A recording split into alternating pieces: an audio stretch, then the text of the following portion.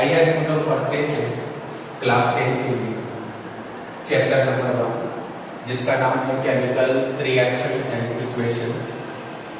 हम इसको हिंदी में कह सकते हैं रासायनिक अभिक्रियाएं एवं समीकरण। आज मैं क्लास 10 का ये चैप्टर में हिंदी और इंग्लिश दोनों मीडियम में पढ़ाने की कोशिश करेंगे ताकि हिंदी और इंग्लिश दोनों मीडियम के बच्चों के लिए यह यूजफुल हो। तो चलिए हम सबसे पहले देखते हैं chemical reaction. Chemical reaction, chemical reaction मतलब कि रासायनिक अभिक्रिया, अभिक्रिया, रासायनिक अभिक्रिया। तो आइए हम लोग जाने केमिकल रिएक्शन या केमिकल प्रोसेस। तो ऐसे अगर हम लोग देखें तो प्रोसेस दो तरह से हो सकता है, एक फिजिकल जिसे भौतिक प्रतिक्रिया कहते हैं और दूसरा रासायनिक प्रतिक्रिया। तो हम लोग ये जानने का कोशिश करते हैं कि केमिकल रिएक्शन और फिजिकल रिएक्शन या फिजिकल प्रोसेस में क्या अंतर है। तो फिर हम लोग आगे बढ़ेंगे चैप्टर के बारे में। जैसे मान लिया जाए कि एक रिएक्शन लिखते हैं C+O2, CO2 है ना। तो इस रिएक्शन में हम देखते हैं कार्बन जो है ऑक्सीजन की उपस्थिति में जलकर कार्बन डाइऑक्साइड बनाता है ना। तो एक हो गया। दूसरा अगर हम लिखते हैं जल प्लस शुगर, चीनी, तो ये बनता है विलियन, विलियन जिसे इसमें हम लोग कह सकते हैं सॉल्यूशन। तो दो चीज हमारे पास, दो इक्वेशन है, एक C+O2 CO2 है, दूसरा जल प्लस शुगर विलियन जो यहाँ हम लोग कह सकते हैं सॉल्यूशन। तो दोनों में अंतर क्या है? क्या ये दोनों केमिकल रिएक्शन है या दोनों फिजिकल रिएक्शन है या क्या है, ये हमको जानना पड़ेगा।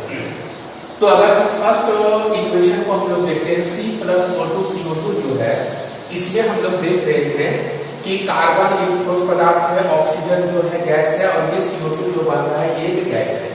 तो इसमें जो है फर्स्ट इक्वेशन में हम लोग देखते हैं कि CO2 का जो गुण है ये दोनों से एकदम भिन्न है।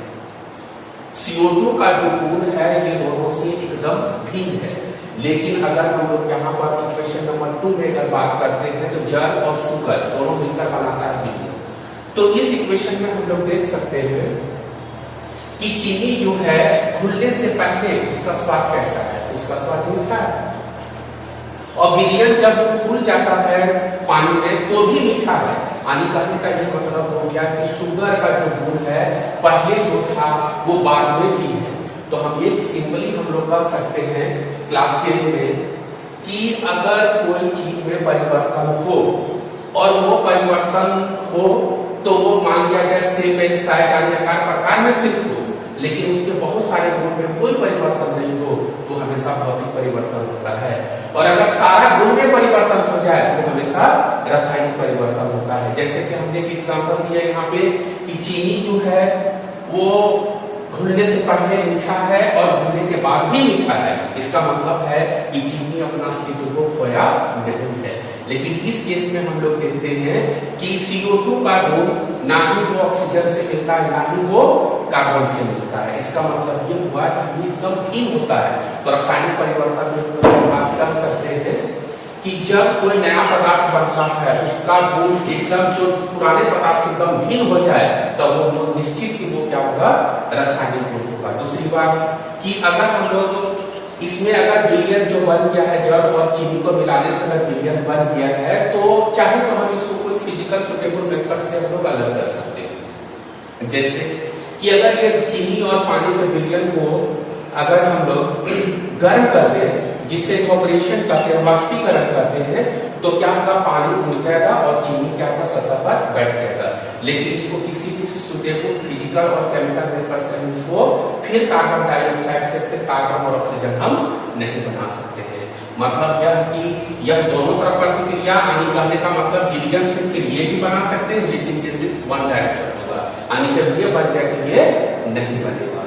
तो हम लोग देख रहे हैं केमिकल रिएक्शन। तो हम लोग को इतना बताने से हम लोग को ये बात पता चला कि कुछ पदार्थ अगर आपस में प्रतिक्रिया करता है और नए पदार्थ बनाता है उसका गुण भी क्या होता है? भिन्न हो जाता है। तब उसे हम लोग क्या कहेंगे?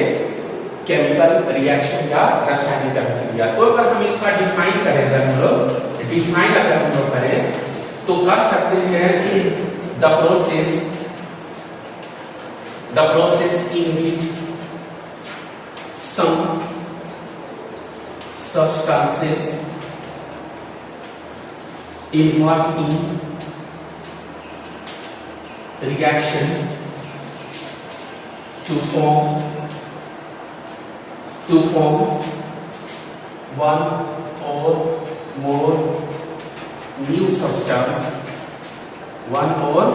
more new substance, with different property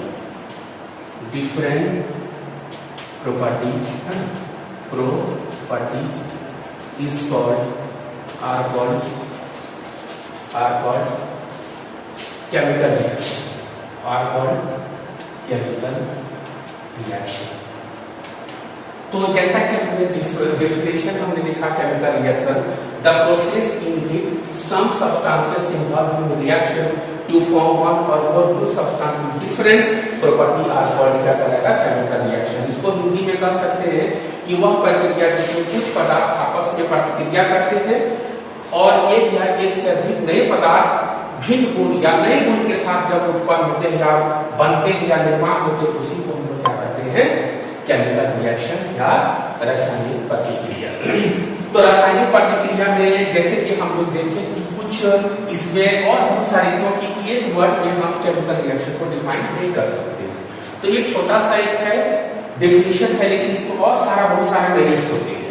जैसे इसका मेरिट्स में जैसे मेरिट्स में हम लोग कह सकते हैं कि जैसे कि अगर एग्जाम्पल हम लेते हैं जैसे C+O2 और क्या है ये CO2, यहाँ दो तरह का देखा जा रहा है कि एक तो ये लेफ्ट साइड में है RHS है और ये क्या है ये LHS है और ये RHS है और इसके बीच में क्या है एक तीर का निशान है। तो हम लोग अगर सिंपली अगर इसको डिफाइन करें कि वह पदार्थ जो रासायनिक प्रतिक्रिया में भाग लेता है उसे अभिकारक कहते हैं, इंग्लिश में हम रिएक्टेंट कह सकते हैं, और वह पदार्थ जो रासायनिक प्रतिक्रिया के बाद बनता है उसे हम लोग उत्पाद कहते हैं, जिसे हम लोग प्रोडक्ट कर सकते हैं। तो अगर इसको हम लिखें कि नंबर 1 पॉइंट करके the substances which involve in reaction is called reactant, है ना। reactant lies in left hand side। दूसरा हम लोग लिखते हैं पॉइंट लिख सकते हैं the new substance is formed after the chemical reaction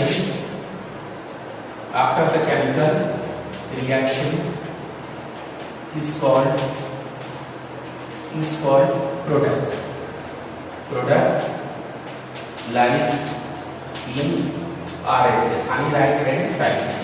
अगर हम लोग हिंदी में बात करें कि वह पदार्थ जो रासायनिक अभिक्रिया में भाग लेते हैं उसे अभिकारक करते हैं, इंग्लिश में हम लोग रिएक्टेंट कर सकते हैं।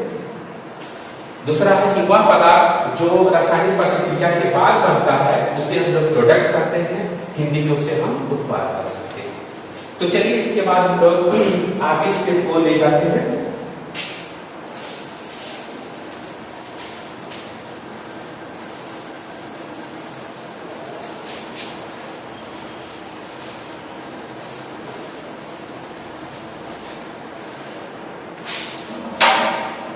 अगला पॉइंट हम लोग लिख सकते हैं कि both reactant and product are separated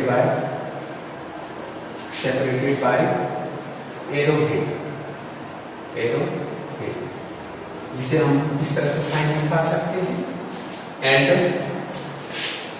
direction of head towards the product। Towards the product. यानी कहने का ये मतलब हो गया कि रिएक्टेंट और प्रोडक्ट दोनों को हम एक दूसरे से अलग करते हैं तीर के निशान से।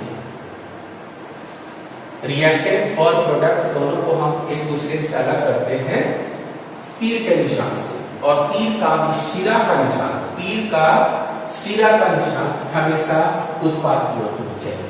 जैसे N2 प्लस H2 2NH3, तो ये आपका क्या हो गया, रिएक्टेंट हो गया, रिएक्टेंट हो गया, जिसे हम लिख सकते हैं अभिकारक, अभिकारक। और ये आपका प्रोडक्ट हो गया, प्रोडक्ट हो गया, जिसे हम लोग कह सकते हैं हिंदी में उत्पादक। दूसरा ये 3 पॉइंट हो गया। चौथा पॉइंट हम लोग लिख सकते हैं, चौथा पॉइंट हम लोग लिख सकते हैं कि the chemical reaction, chemical reactions are mostly irreversible, irreversible यानी वन डायरेक्शनल होता है, मोस्टली इरिवर्सिबल। इरिवर्सिबल का मतलब हो गया, इरिवर्सिबल का मतलब ये हो गया कि अगर एक बार अभिकारक अगर उत्पाद बना देता है तो फिर उत्पाद से हम अभिकारक नहीं बना सकते हैं। तो इस प्रतिक्रिया को हम लोग कहते हैं इरिवर्सिबल, है ना। जैसे दूध से दही बनना एक रासायनिक प्रतिक्रिया है, तो अगर दूध से दही बन जाता है तो हमारे पास अभी भी कोई मेथड नहीं है जिससे दही से हम लोग दूध बना पाए। दूसरा, है ना, बहुत सारे ऐसे प्रतिक्रिया हैं, है ना, लेकिन कुछ ऐसे ही प्रतिक्रिया है जो रिवर्सिबल होता है, तो उसके बारे में तो डिस्कस नहीं करेंगे, है ना। क्लास 10 में इतना जाना तो ठीक है। फिर आगे हम लोग देखते हैं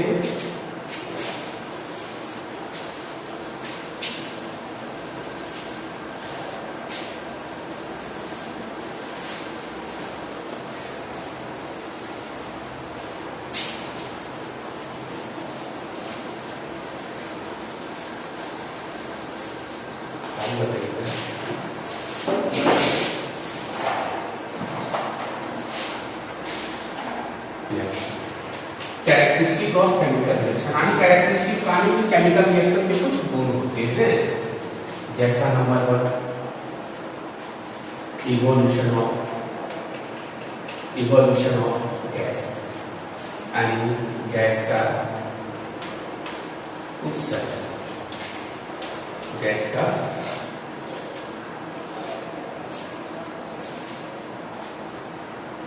लिखते हैं इसमें, जैसे कुछ ऐसे रासायनिक प्रतिक्रिया होते हैं जिसमें गैस का उत्सर्जन होता है, evolution of gas.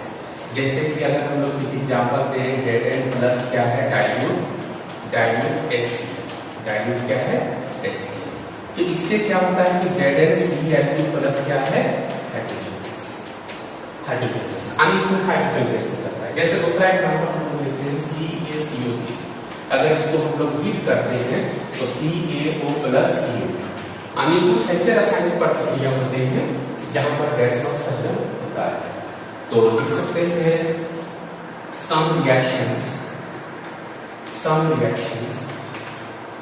are characterized by the evolution of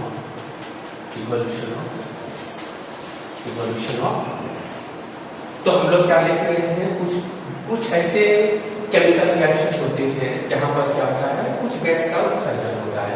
जैसे एग्जांपल में हमने लिखा कि जिंक जब डाइल्यूट या कम HCl से प्रतिक्रिया करता है तो जिंक क्लोराइड बनता है और हाइड्रोजन गैस उत्सर्जित करता है। जैसे उसी तरह दूसरा है, जब कैल्शियम कार्बोनेट को जब हम है ना गर्म करते हैं तो कैल्शियम ऑक्साइड और CO2 गैस का निर्माण होता है। उसी तरह हम लोग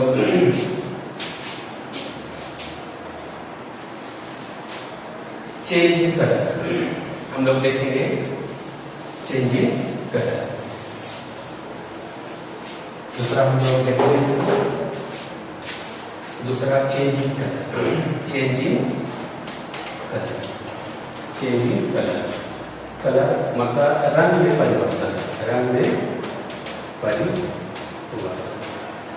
रंग में परिवर्तन।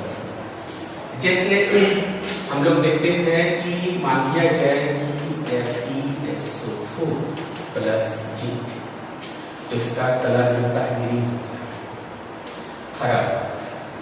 जब ये G से प्रतिक्रिया करता है तो ZnSO4 प्लस क्या बनाता है, तो ये रंग दूसरा एग्जांपल हम लोग लेते हैं। दूसरा एग्जांपल लेते हैं CuSO4 प्लस Fe है ना, FeSO4 प्लस C। तो इसका जो कलर होता है वो ब्लू होता है और इसका जो कलर होता है वो ग्रीन होता है। तो यहाँ पर हम लोग देख रहे हैं कुछ ऐसे रासायनिक प्रतिक्रिया है, सभी रिएक्शन में, लेकिन कुछ ऐसे रासायनिक प्रतिक्रिया है जहां पर कोई कंपाउंड से एलिमेंट जब प्रतिक्रिया करता है तो कंपाउंड के नेचर यानी यौगिक के नेचर के साथ साथ उसका रंग में भी परिवर्तन हो जाता है। जैसे कि एग्जांपल हम दे रहे हैं कि फेरस सल्फेट जब जिंक के साथ प्रतिक्रिया करता है तो जिंक सल्फेट बनता है और आयरन बनता है। और इसका जो फेरस सल्फेट का कलर है क्रिस्टल हम लोग कर सकते हैं, उसका कलर ग्रीन है और ये रंग यानी कलर लेस हो जाता है। दूसरा CuSO4 यानी कॉपर सल्फेट को जब आयरन से प्रतिक्रिया करते हैं तो FeSO4 बनता है और कॉपर बनता है, जबकि CuSO4 क्रिस्टल CuSO4 का जो कलर है वो ब्लू होता है और क्रिस्टल FeSO4 का जो कलर है वो ग्रीन हो जाता है। तो हमने देखा कि कुछ ऐसे रासायनिक प्रतिक्रिया है जहां रंग में भी परिवर्तन होता है। तीसरा अगर हम लोग देखें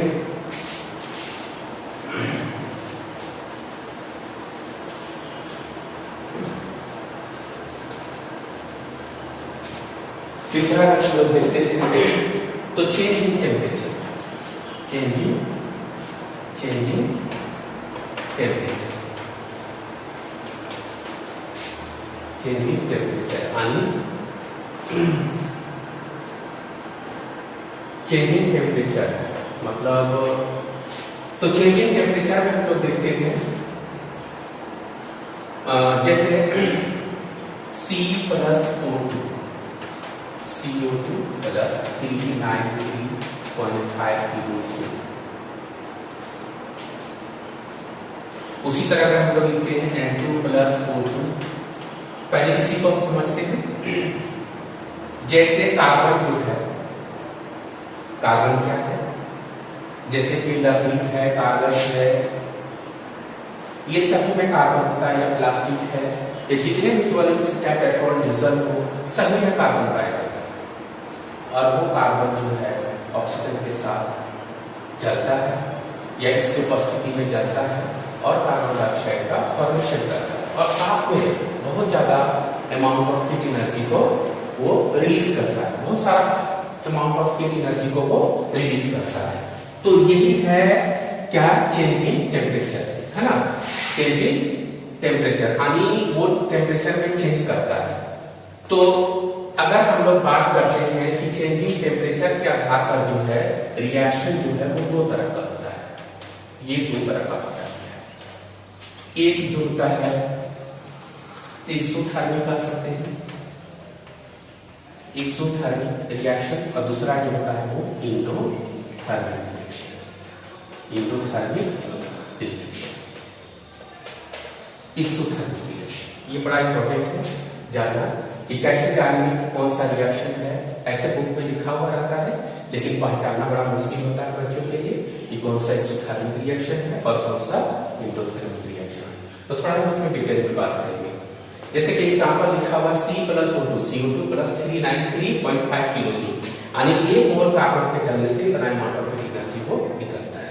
तो चलिए हम लोग दोनों रिएक्शन के बारे में बात करते हैं। तो पहला जो हम लोग बात करते हैं वो exothermic reaction, exothermic reaction.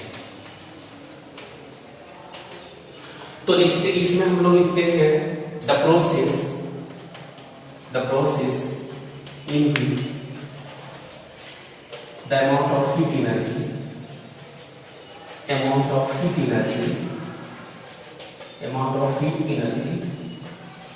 is equal, यानी वह रासायनिक प्रतिक्रिया जिसमें ऊष्मा का उत्सर्जन होता है ना, तो यहाँ पे हम लोग लिख सकते हैं ऊष्मा में परिवर्तन, ऊष्मा में परिवर्तन,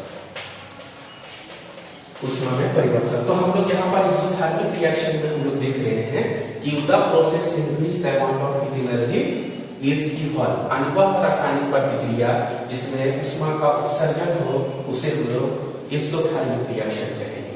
जैसे कि एग्जांपल दिया हुआ है C+O2 CO2 प्लस 393.5 किलोजूल पर मोल। चलिए इसको हम क्लियर समझते हैं कि कैसे यह एक एक्सोथर्मिक प्रोसेस है, यानी कैसे amount of heat energy release हो रहा है। तो अगर हम लोग लॉ ऑफ कंजर्वेशन के आधार पर देखें, लॉ ऑफ कंजर्वेशन के आधार पर देखते हैं, ना ही उसके अनुसार ना ही हम किसी चीज को बना सकते हैं, ना ही उसको बिगाड़ सकते हैं, सिर्फ उसके रूप में परिवर्तित किया जा सकता है। तो यहाँ पर अगर हम लोग देखें कि जब हम ये कार्बन है, जब ये इसको हमने जब जलाया नहीं, उस समय इसके पास कुछ एनर्जी था। जब उसको ऑक्सीजन की उपस्थिति में इसको हमने जलाना या बर्न करना स्टार्ट किया तो CO2 बना और ये निकला। तो इसका मतलब ये है, ये कहीं ना कहीं ये यहां से आया, यहां से आया। तो कहने का ये मतलब हो गया कि जब यहां से आया तो पहले इसके पास इतना एनर्जी था, अब इसके पास जो है इतना एनर्जी कम हो गया, इसका इतना एनर्जी कम हो गया। किसका? कार्बन, कार्बन का इतना एनर्जी कम हो गया। तो कहने का ये मतलब हो गया कि अब अगर हम लोग बात करते हैं, जैसे अगर हम लोग जाते हैं मार्केट में, सपोज दैट हम लोग मार्केट जा रहे हैं, मार्केट में जब हम जाते हैं तो अपने पर्स में पैसे लेके जाते हैं, और जब हम मार्केट जाते हैं तो अपने पास में पैसा लेके जाते हैं। जब हम लोग मार्केटिंग करते हैं और घर जब आते हैं हमारे पास में क्या होता है, अमाउंट कम हो जाता है। तो जो अमाउंट कम हो जाता है तो वो कहाँ जाता है, वो कहीं ना कहीं हमारे हाथ में जो झोला में सामान भरा हुआ रहता है वो वही होता है। इसका मतलब घर भी हम उतने आए, लेकिन अंतर क्या हुआ कि हमारे पास में पैसे की कमी हो गई, उसकी जगह हमारे पास क्या आ गया, सामान आ गया। तो ये कहना होगा कि अब मेरे शरीर के अंदर मतलब मेरे पास पैकेट में कितना पैसा रह गया, तो जितना सामान का जितने मटेरियल हम खरीदे वो जो इन्वेस्ट हुआ उतना पैसा निश्चित हमारे पास क्या होगा, कम होगा। बस इसी तरह समझना है कि ये जो कार्बन है ये अपनी एनर्जी के साथ था, लेकिन जैसे वो ऑक्सीजन के साथ जलना स्टार्ट किया, तो जैसे वो जलना स्टार्ट किया कितना अमाउंट ऑफ हीट एनर्जी को उसने क्या किया, रिलीज कर दिया। तो रिलीज कर दिया तो इसका मतलब ये है कि अब इसके पास जो उष्मा या एनर्जी है या हीट एनर्जी था वो अब इतना से क्या हो गया, कम हो गया। तो इसका मतलब ये और ये जो मिला ये बना और साथ में बना एनर्जी रिलीज किया। तो इसको दो तरह से किताब में दो तरह से इसको एक्सप्लेनेशन करके देता है। तो चलिए हम लोग इसको एक्सप्लेन करते हैं कि कैसे।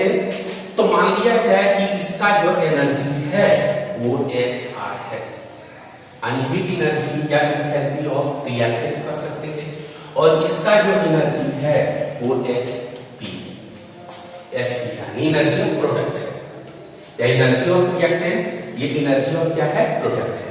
तो अब तो हम लोग देख रहे हैं कि इसके पास एनर्जी कम है इसके तुलना में, इसके पास एनर्जी कम है इसके तुलना में, तो कितना से कम है, इतना से कम है, यानी इसके पास जो एनर्जी होगा इतना कम होगा। यानी यहां पर हम लोग कह दें तो HR is greater than HP होगा, HP होगा।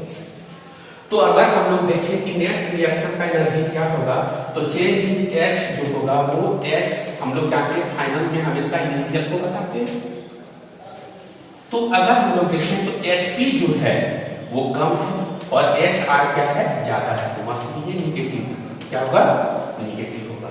इसीलिए रिएक्शन को हम लोग अगर दूसरे तरीके से लिखते हैं तो C+O2 लिखते हैं और CO2 लिखते हैं, और यहाँ कॉमा देखा डेल्टा H क्या लिखते हैं, -393.5 किलोजूल। तो अब देखिए दोनों में हम अंतर दिखा रहे हैं, बुक में ऐसे भी लिखा हुआ रहता है, बुक में ऐसे भी लिखा हुआ रहता है, जबकि यहाँ प्लस है यहाँ पर क्या है, माइनस है। तो यहाँ पर ये दिखाया गया है कि जब ये जलता है तो ये बनता है और ये बनता है, इसीलिए इसको यहाँ पर प्लस भी दिखाया गया, क्योंकि इसी से कहीं न कहीं बना है, इसीलिए सम दिखाया है।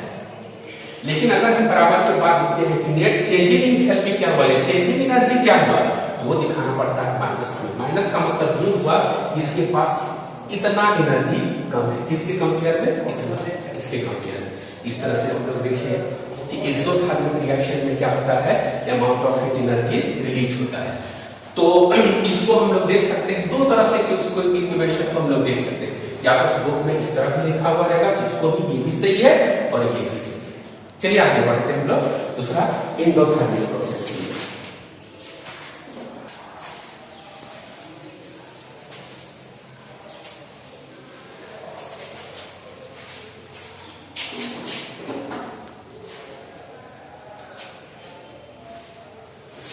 जैसे कि एग्जांपल देखते हैं एंडोथर्मिक रिएक्शन के लिए। Endothermic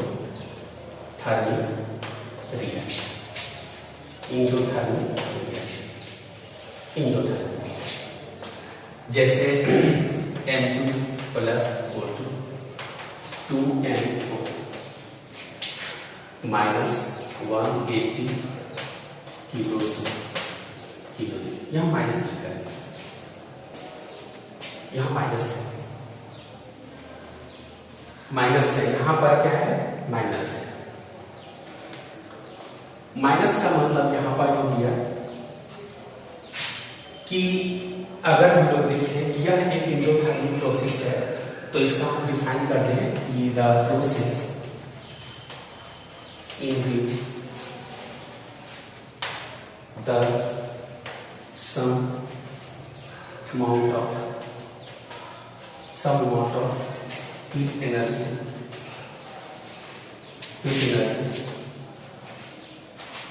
are absorbed, heat energy are absorb.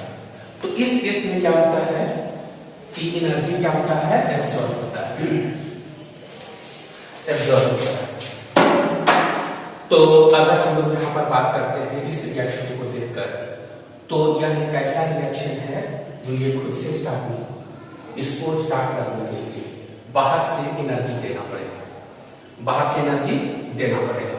मतलब देखिए हमारा कहने का ये मतलब है कि कोई भी केमिकल रिएक्शन होता है वो बैलेंस होता है, कोई भी केमिकल रिएक्शन होता है वो बैलेंस होता है। अगर वो बैलेंस नहीं होता है उसको बैलेंस किया जाता है। जैसे यहाँ पर अगर देखिए N2 प्लस O2 2NO लिखा हुआ है, प्लस यहाँ माइनस लिखा हुआ है, यहाँ माइनस का मीनिंग क्या है, माइनस का मतलब मीनिंग ये है कि इसका जो एनर्जी है और इसका जो एनर्जी है, इसके कंपेयर में इसका एनर्जी 180 जूल से ज्यादा है। फिर से एक बार मैं बता दूं कि नाइट्रिक ऑक्साइड या नाइट्रोजन ऑक्साइड जो है, इसका एनर्जी जो है इसके कंपेयर में 180 किलो जूल से ज्यादा है। तब तो बैलेंस नहीं हुआ, बैलेंस इसलिए नहीं हुआ क्योंकि यहाँ पर एनर्जी इसका बढ़ा हुआ है। एक्सपेरिमेंटली अगर हम लोग फाइंड करते हैं तो इसका एनर्जी ज्यादा निकल जाता है, इसका एनर्जी कम होता है। इसका मतलब हो गया कि ये अमाउंट ऑफ एनर्जी एक तो एब्जॉर्ब किया, लेकिन अगर बैलेंस करना है तो कैसे करेंगे ऐसा कि अगर इसमें जितना ज्यादा होगा हमने घटा दिया, इसलिए हमने यहाँ क्या लिख दिया, 180 माइनस 180 किलो जूल। अब अगर हम लोग इसको दूसरे एक्सपेरिमेंट में अगर हम लोग कहें तो जैसे N2 है प्लस O2 है और 2NO2 लिखते हैं, तो अगर हमने मान लिया जाए कि इसका एनर्जी जो है HR है और इसका एनर्जी क्या है बोलो HP है, तो इस कंडीशन में जो है HP जो है वो मोर देन किससे है, HR से है। तो अगर हम लोग डेल्टा H अगर हम लोग लिखते हैं तो इसमें क्या हो जाएगा, HP minus HR is equal to क्या होगा बोलिए, पॉजिटिव होगा। इसका मतलब हो गया यहाँ पर डेल्टा H जो है वो आपका हो गया पॉजिटिव 180 किलो जूल। तो आप इस रिएक्शन को हम लोग दो तरह से लिख सकते हैं, N2 plus O2 2NO minus 180 kilo joule, या इसको हम लोग लिख सकते हैं N2 प्लस O2 2NO है ना डेल्टा S प्लस 180 किलो, इस तरह से लिख सकते हैं। तो ये आपका क्या हो गया, एंडोथर्मिक एंड एक्सोथर्मिक।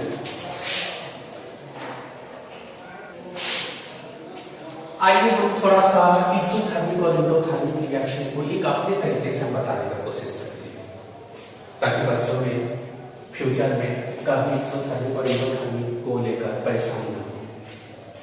चलिए हम जैसे दो भागों में बांटे, एक सिस्टम है, दूसरा सराउंडिंग है, और ये दोनों मिलकर बनता है यूनिवर्स। फिर यहां से भी हम आपको समझा दें सिस्टम क्या है कि जनरली हम ऐसे नॉर्मली लिखते हैं जहां पे केमिकल रिएक्शन होता है, केमिकल रिएक्शन होता है, और ये मतलब कहने का ये मतलब हो गया कि अगर हम यहाँ पर लिखते हैं सिस्टम और सराउंडिंग दोनों मिलकर क्या बनाता है, यूनिवर्स बनाता है। तो सिस्टम क्या है, तो अगर सिंपल वे में अगर हम कहें कि जहां पर रासायनिक प्रतिक्रिया होता है, जितनी जगह पे रासायनिक प्रतिक्रिया हो रहा है उसे हम क्या कहेंगे, सिस्टम कहेंगे। बाकी रेस्ट पार्ट को क्या कहेंगे हम लोग, सराउंडिंग कहेंगे। जैसे मान लीजिए एक कंटेनर है, ये कंटेनर है जहां पर C+O2 बराबर CO2 बनना है। ये पोर्शन सिर्फ क्या कहलाएगा, सिस्टम कहलाएगा। ये पोर्शन क्या कहलाएगा, सिस्टम कहलाएगा। बाकी ये जो एरिया है, ये बाहर का जितना भी होगा सराउंडिंग होगा। तो C+O2 CO2 जो बना, तो ये आपका सिस्टम हो गया, क्योंकि यहाँ पर रासायनिक प्रतिक्रिया होता है। बाकी सब इसके जस्ट बगल वाला एरिया क्या कहलाएगा, सराउंडिंग होगा। तो हम देखें तो ये अगर सिस्टम है, ये अगर सिस्टम है और ये आपका क्या है, सराउंडिंग है, तो अगर ऊष्मा का उत्सर्जन सिस्टम से सराउंडिंग की ओर हो, अगर ऊष्मा का उत्सर्जन सिस्टम से सराउंडिंग की ओर हो, तो हमेशा वो इंसोथर्मिक होगा, हमेशा वो इंसोथर्मिक होगा। आप जैसे खुद देखे होंगे कि जब हम कोयला को जलाते हैं, पेट्रोल को जलाते हैं, डीजल को जलाते हैं, लकड़ी को जलाते हैं, तो क्या होता है, हम लोग देखते हैं कि वहां से हीट क्या होता है, बाहर की ओर जाता है। इसका मतलब हो गया कि वो सिस्टम से कहां गया, सराउंडिंग की ओर। तो जब सिस्टम से सराउंडिंग की ओर जाए तो हमेशा वो प्रोसेस क्या होगा, एक्सोथर्मिक होगा। लेकिन अगर हीट एनर्जी ट्रांसफर अगर सराउंडिंग से सिस्टम की ओर होता है तो हमेशा क्या होगा, वो इंडोथर्मिक होगा। ये बात बच्चे का ध्यान दें तो शायद वो कंफ्यूजन कभी नहीं होगा। तो दो तीन बातें का ध्यान देना है, जैसा कि हमने आपको बताया amount of heat energy absorb और रिलीज कैसे होता है, डेल्टा H के आधार पर भी हमने बताया, और इस तरह से बताने का भी कोशिश किया कि अगर कोई एनर्जी सिस्टम से सराउंडिंग की ओर जाता है तो हमेशा एक्सोथर्मिक होगा, और अगर सराउंडिंग से सिस्टम की ओर जाता है एनर्जी मस्ट बी वो क्या होगा, एंडोथर्मिक होगा। ठीक है, आज हम रासायनिक अभिक्रिया में एक्सोथर्मिक और एंडोथर्मिक के बारे में नहीं बात करते हैं। अब चलिए हम लोग पढ़ते हैं अगला टॉपिक की ओर, आगे बढ़ते हैं।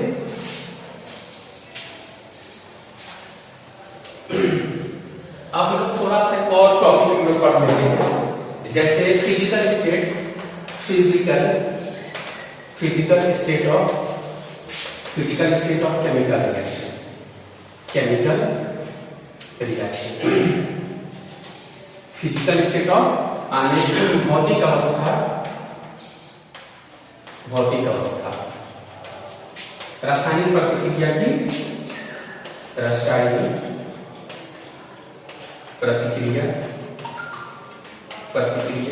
की भौतिक अवस्था। जैसे हम आपको बता दें, ये भी जानना जरूरी है, जैसे कि मान लिया जाए C लिखते हैं +O2 लिखते हैं और CO2 लिखते हैं, इसमें ये नहीं पता चल रहा है कि ये किस अवस्था में, ये किस अवस्था में, ये किस अवस्था मानी भौतिक अवस्था। तो ये किस अवस्था में है, सॉलिड में है, ये किसमें है, गैस में है, और ये भी किसमें है, गैस में है। तो अगर सॉलिड ठोस अवस्था में हो, सॉलिड अगर ठोस अवस्था में हो तो उसके लिए S लिखेंगे, अगर लिक्विड अवस्था में हो, है ना, तो लिक्विड अवस्था में हो तो उसे L लिखेंगे, और वाटर हो उसे Aqueous लिखते हैं, उसके लिए AQ यूज करते हैं, और गैस हो तो उसके लिए हम लोग, है ना, G यूज करते हैं। तो जैसे कि अगर हम लोग बात करें H2+O2 लिखते हैं 2H2O, तो यहाँ पर ये गैस है, G लिखा है, यहाँ G लिखा है, और यहाँ अगर लिखा हुआ है N लिखा हुआ है या एक्वस लिखा हुआ है, तो इसका मतलब वो लिक्विड है। है ना। तो जैसे दूसरा लिख सकते हैं हम लोग, तो इस तरह से हम लोग अलग अलग क्या होता है स्टेट लिखा हुआ रहता है, इसी को हम लोग क्या कहते हैं रासायनिक प्रतिक्रिया की भौतिक अवस्था, जो बड़ा सिंपल है। तो कभी कभी गैस के लिए हम लोग इस तरह का भी निशान यूज कर लेते हैं। ठीक है, अब हम लोग आगे की ओर क्लास बढ़ाते हैं।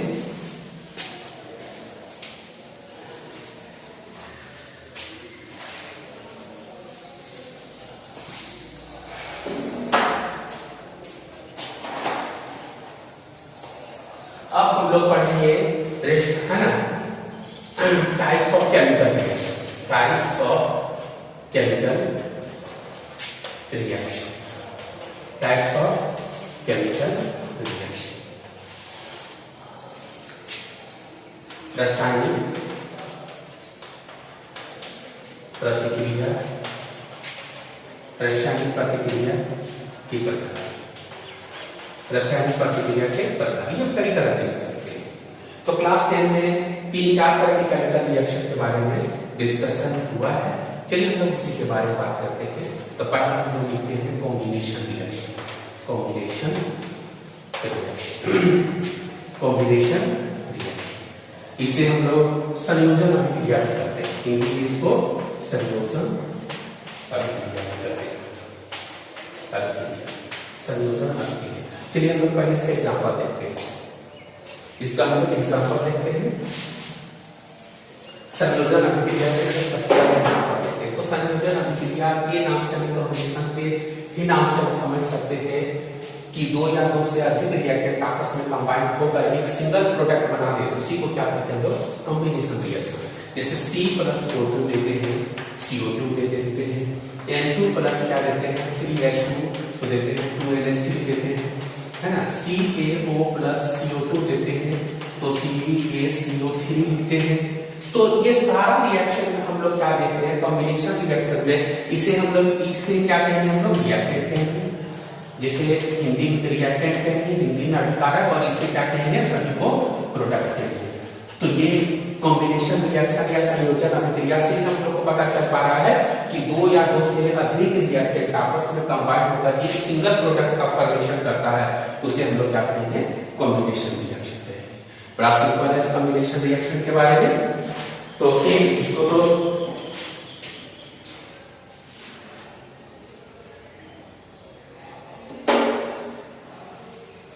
तो इसको कॉम्बिनेशन को हम लोग इसको एडिशन रिएक्शन भी कर सकते हैं, एडिशन रिएक्शन भी कर सकते हैं, एडिशन रिएक्शन। तो अब अगर इसको हम लोग डिफाइन करें कि अगर इसको हम लोग डिफाइन करते हैं तो लिख सकते हैं कि the process in which two or more substance, जैसे वो एलिमेंट भी हो सकता है या और कंपाउंड भी हो सकता है ना। The process in which two or more substances combine to form a single substance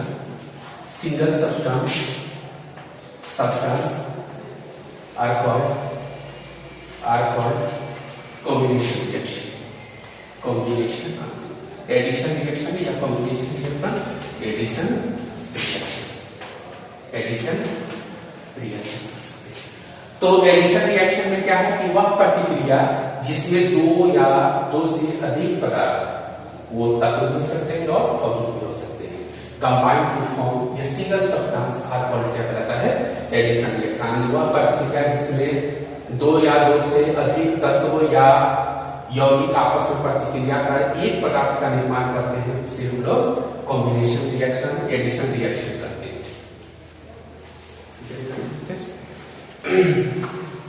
तो आज के क्लास में बच्चों हम लोग इतने जाने देते हैं और नेक्स्ट क्लास में हम लोग इसके बारे में और सारा रासायनिक प्रतिक्रिया के बारे में जानेंगे, रासायनिक प्रतिक्रिया में जानेंगे और हम लोग उसके बाद जो क्वेश्चन आंसर बनाएंगे, क्योंकि अभी जहां तक पढ़ा है उसमें बहुत ज्यादा क्वेश्चन नहीं बन पाया, इसलिए हम लोग जब अगला क्लास पढ़ेंगे तो बहुत सारा क्वेश्चन हम लोग देंगे आपको, ताकि आप प्रैक्टिस करेंगे घर में बैठकर। तो चलिए हम लोग एक बार रिपीट कर देते हैं कि हमने क्या क्या पढ़ा है। जैसे सबसे पहले हम आपको बताएं कि रासायनिक प्रतिक्रिया क्या है, रासायनिक प्रतिक्रिया कैसे पहचानेंगे कि यह रासायनिक प्रतिक्रिया है, उसके बारे में भौतिक अवस्था और रासायनिक अवस्था रासायनिक परिवर्तन दो अलग अलग प्रक्रिया है, उसके बारे में हमने डिस्कस किया। भौतिक अवस्थाएं क्या होती है, रासायनिक प्रतिक्रिया में क्या क्या परिवर्तन होती है, और साथ में हम लोग अब जस्ट स्टार्ट किए हैं टाइप ऑफ केमिकल रिएक्शन, यानी रासायनिक प्रतिक्रिया के प्रकार। ठीक है।